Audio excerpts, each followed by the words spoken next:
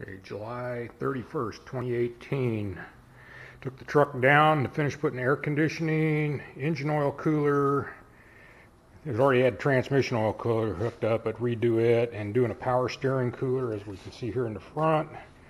The lines are fabricated for the AC condenser right now to the, we've got it fab to the dryer.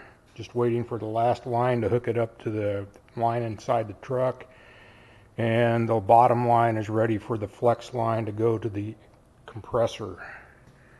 Got the fan shroud, the rough shape of it done. Now we're ready to do the surround around the fan.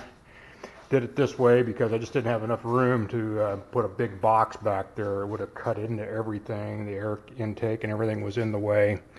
So today we've got the transmission cooler, and these are the engine oil cooler lines hooked up. I got the bracket made to bolt it to the motor.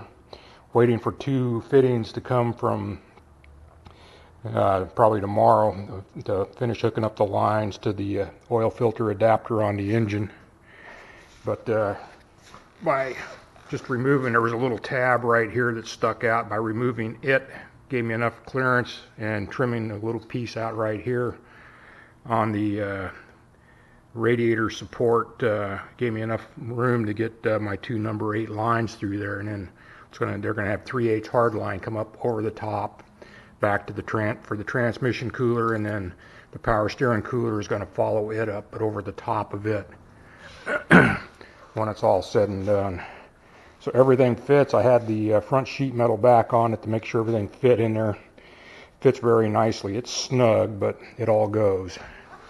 So what I'll do is probably try to shoot another video of this after we get a little bit further along.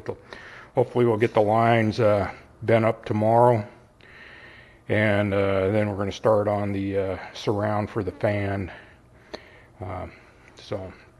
If you like it, keep checking back. Talk to you later.